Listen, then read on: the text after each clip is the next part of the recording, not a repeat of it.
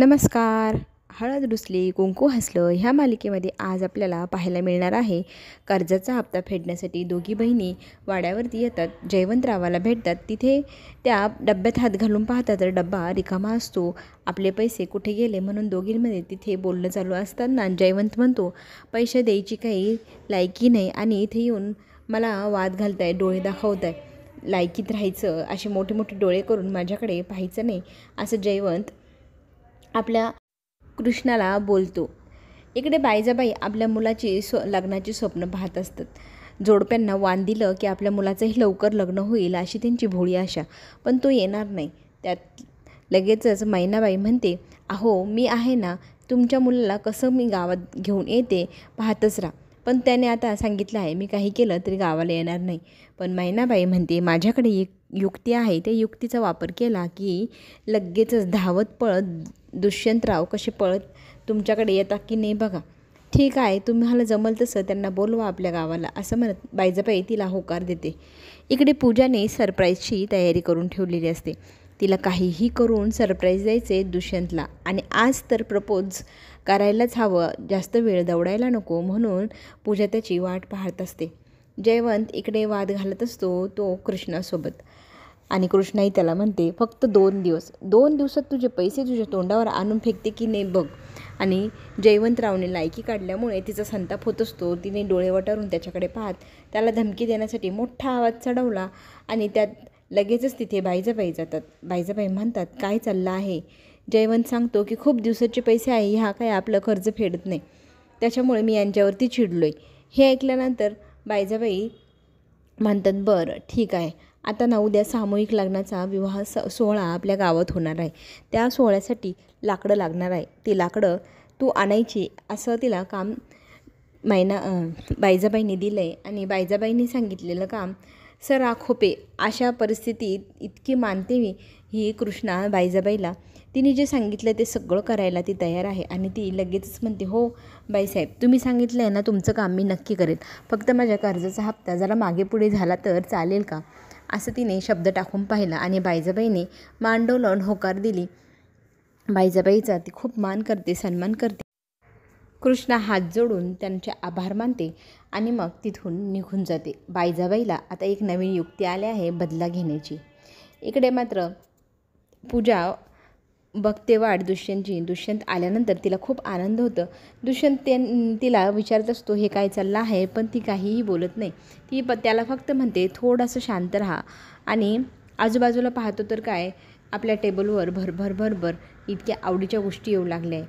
आणि सगळा मेन्यू न बघताच सगळा आला आहे. म्हणजे पूजाने नक्की काय केलं आहे हे काय दुष्यंतला केल्या कळना.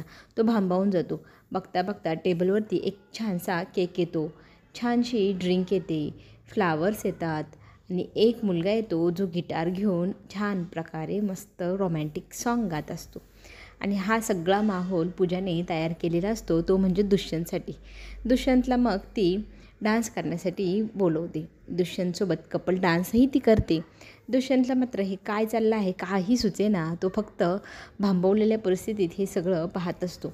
छानशा गाण्यावरती डान्स करून इकडे पूजाने आता प्रपोज करण्यासाठी एक फ्लावर आणलं, आणि त्याच्यासमोर ते फूल पुढे करत, मी तुझ्यावर प्रेम करते आणि मला तुझ्यासोबत आयुष्यभर घालवायचं आहे, राहायचं आहे, तुझ्यासोबत प्रत्येक क्षण आनंदाने जगायचं आहे, माझ्याशी लग्न करशील का, असं डायरेक्ट प्रपोज पूजाने केल्यानंतर त्या क्षणालाच लगेच दुष्यंतने नकार दिला आणि पूजाच्या चेहऱ्यावरचा रंगच उडाला.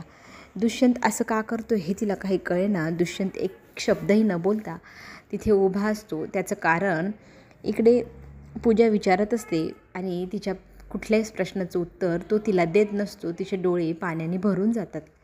बायजाबाईने सांगितल्याप्रमाणे सरपणाची जबाबदारी ही आपल्या कृष्णावर आल्यानंतर कृष्णाने लगेच सरपण तोडायला घेतलं. आणि आपले पैसे कुठे गेले म्हणून स्वाती आता थेट तिच्या बहिणीला प्रश्न करते, आपल्या घरात चोरी कशी काय होऊ शकते, पैसे याच्या आधीही गायब झाले आणि आत्ताही पुन्हा एकदा पैसे चोरीला गेले, मला हे काही कळेना.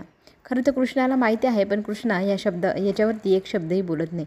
तितक्यात आई येते आणि आई म्हणते, आपल्या घरात पैसे चोरीला गेले, अरे बापरे, कधी गेले, कसे गेले, आणि तुम्ही इथे असतानाही पैसे कसे चोरीत जाऊ शकतात, तब्बल 10,000 8,000 चोरीला गेले. आता ह्या दोघींमध्ये जेव्हा बोलणं होत होतं त्यावेळेला हिने पैसे किती चोरीला गेले हे तर बोललेलंच नव्हतं. स्वातीने लगेचच तिच्या आईचा शब्दात शब्द पकडत तिला विचारलं, तुला कसं ठाऊक की 8,000 रुपये चोरीला गेले? आणि तुला तर माहिती पण नव्हतं ना, आम्ही तसं काही बोललेलो पण नाही. लगेचच तिची आई तिच्याकडे रागाने पाहू लागते. इकडे दुष्यंत फाडफाड आपल्या पूजाला बोलत असतो की मी तुझ्याशी मैत्री केली, फक्त मैत्री म्हणून तुझ्यासोबत राहणार होतो. तू माझ्या मैत्रीचा गैरअर्थ कसा काढला? तू लगेचच मला असं प्रपोज कसं करू शकते? तू माझ्या मनातून पार पार उतरून गेली असं म्हटल्यानंतर ती आणखी जास्त ढसाढसा रडू लागते. पूजाचा प्लॅन जवळजवळ फसल्यासारखं तिला वाटत असताना रडत असतानाच आणखी एक सरप्राईज अशी गोष्ट ठरली, ती म्हणजे गुलाबाचं फूल घेऊन तिला प्रपोज करण्याच्या पोझिशनमध्ये आपला दुष्यंत गेला आणि छान प्रकारे एकदम सुंदरसं प्रपोज केलं. मुलींनी प्रपोज केलेलं चांगलं दिसत नाही म्हणून मीच करतो असं म्हणत तिला तो हसवतो. ती म्हणते, नक्कीच ना, खरंच ना? खरं तर त्याने तिला प्रपोज केले, तिने केलेले प्रपोज त्याने स्वीकारले आणि मलाही तू आवडते, तुझ्यासोबत मला आयुष्य घालायला नक्की आवडेल असं म्हणत तो तिला आय लव्ह यू असं म्हणतो आणि मग ती थेट त्याच्या मिठी मारते. इकडे स्वातीने तिच्या आईला वेठीस धरलं. तुला कसं ठाऊक की एवढे पैसे चोरीला गेले? आपल्या आईला चोर म्हणणारी मुलगी मी पहिल्यांदा पाहिले. जन्म दिला आहे तुला मी आणि मी जन्म देऊन तू मला म्हणते चोर? त्यावेळेला कृष्णा म्हणते, हा जो काही विषय चालला आहे तो इथेच थांबवा, बंद करा. पण रागाने इकडे स्वातीची आई स्वातीला म्हणते, हो घेतले मी पैसे आणि माझ्याच नवऱ्याच्या जमिनीत ही काम करते, त्यातनं जे पैसे येतात ते माझ्या नवऱ्याचे म्हणजे माझेच झाले आणि मी माझ्याच पैशांचा हक्क दाखवला आहे, चोरी केलेली नाही. आणि ते पैसे मला माझ्या पूजासाठी हवे होते, तिला नड होती, गरज होती आणि ते पैसे मी तिला दिले. काय करायचं आहे तुम्हाला दोघींना करून घ्या असं म्हणत ती त्यांच्या दोघींमध्ये भांडण होत असताना कृष्णा स्वातीला शांत हो असं म्हणत असते.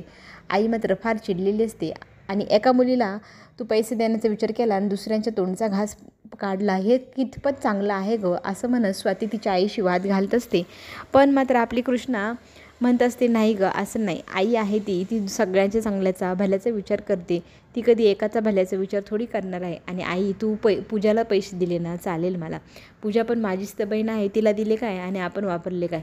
तर तिच्यावर ती लगेच रेकत आई म्हणते, माज दाखवायचं नाही उपकार केल्याचा, माझ्याच मुलीचे माझ्याच नवऱ्याचे पैसे होते जे मी तिला दिले आणि कधीही देईल. तितक्यात तिथे कृष्णाचा मित्र येतो आणि तो तिला म्हणतो, क्रिकेट खेळायला येतेस का? आई अगोदरच चिडलेली आणि तिच्याकडे पाहत तो म्हणतो, तुझी आधीच विकेट पडलेली दिसते असं म्हटल्या आई लगेचच काठी घेते, त्याच्या मागे धावू लागते आणि त्याला मारते. तो म्हणतो, लहान लहान लेकरांना मारू नये. तिथे कॉमेडी अशी स्टार्ट होऊन जाते. इतका माहोल सिरियस होता आणि तिचा मित्र आल्यानंतर एकदम खेळकर माहोल होऊन गेला. त्यातली त्यात गावातला एक व्यक्ती धावत येतो. आपली गाय जी आहे ना, तिचा पाय जास्त दुखावला आहे, मला नाही वाटत ती गाय जास्त हे ऐकता क्षणी डॉक्टरकडे आपल्या गाईला न्यायला हवं म्हणून कृष्णा धावत सुटते. इकडे दुष्यंतला काकू फोन करून सांगते, तुझी आई जरा जास्त सिरियस आहे, तू लवकर घरी ये. हे कळल्या लगेचच दुष्यंत तिथून निघतो. दुष्यंत निघाल्यानंतर त्याला वाटेमध्ये गावाजवळ एक व्यक्ती थांबवतो. इकडे रस्त्याचं काम चालू आहे, तुम्ही या आतल्या रस्त्याने जा असं म्हणत त्याला तो रस्ता दाखवतो. पण त्याला काही समजत नाही कुठल्या रस्त्याने जायचं. आणि इकडे गाईला दवाखान्यात न्यायला हवं म्हणून कृष्णा गाईला छान प्रकारे खड्ड्यातनं बाहेर काढते. हळूहळू तिच्याशी गोड बोलत तिला व्यवस्थित ट्रेनिंग करत ती त्या गाडीमध्ये चढवते. गाडीत चढल्यानंतर तुला लवकरच मी डॉक्टरकडे नेते, घाबरू नको असं म्हणत ती गाडी धुमशान ठोकते ती डॉक्टरकडे जाण्यासाठी. पण वाटेमध्ये इकडे दुष्यंत रस्ता सापडत जात असतो. त्याला घरी जायचं असतं आईकडे आणि खूप वाटेला चिखल असतो, कुठल्या रस्त्याने जावं हेही त्याला कळेनासं असतं. इकडे वाटेतच कृष्णाची गाडी त्याच्या गाडीसमोर येते आणि दोघांमध्ये ॲक्सिडेंट होणार. त्याच वेळेला दुष्यंतचं लक्ष तिच्याकडे जातं आणि तो कचकावून ब्रेक दाबतो. ब्रेक दाबल्यानंतर गाडीतनं तो बाहेर डोकावून पाहतो. ही पण त्याच्याकडे पाहत असते. दोघंही एकमेकांकडे पाहून हा मुंगाट पाहुणा पुन्हा एकदा इथे, याच्यामुळेच तर आपल्यावरती कितीतरी वेळा संकट आलं आणि दरवेळेला हाच कसा भेटतो म्हणून कृष्णा चिडलेली असते. यांनी उडवलेला चिखलही तिला आठवत असतो आणि त्यालाही काही वेगळं काही आठवत नाही.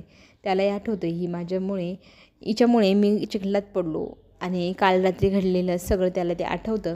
आणि दरवेळेला तू कशी गं मला भेटते वाटेला, तेव्हा तिच्याशी वाद घालत असताना ती म्हणते, खरं तर मला ह्या गाईचा जीव वाचवायचा आहे, पहिले तू गाडी मागे घे, मला हिला डॉक्टरकडे न्यायचं आहे.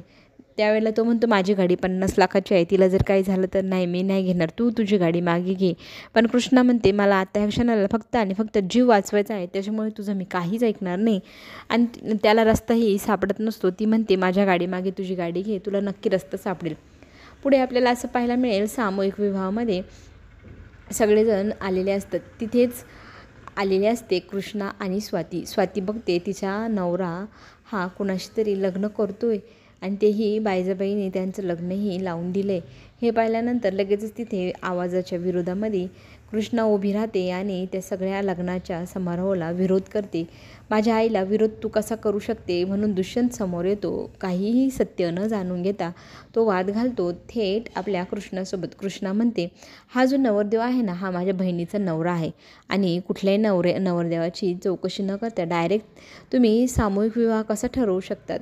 त्याचं आधीच लग्न झालेलं असतं, त्याचं दुसरं लग्न तुम्ही का आणि कसं लावू शकता, आणि मला हे मान्य नाही. म्हणून तिथे वाद घालत बायजाबाईच्या समोर उभी राहते ती आपली कृष्णा. आणि कृष्णा दरवेळेप्रमाणे बायजाबाईच्या विरोधात गेल्याने बायजाबाईचा झालेला संताप, ह्या सगळ्या गोष्टीचा ती कसा बदला घेणार हे सगळ्यांनाच पाहायला आवडणार. चला तर मग चॅनलला नक्की सबस्क्राईब करा, म्हणजे पुढे येणारे नवनवीन व्हिडिओ तुमच्यापर्यंत लवकरात लवकर पोहोचेल.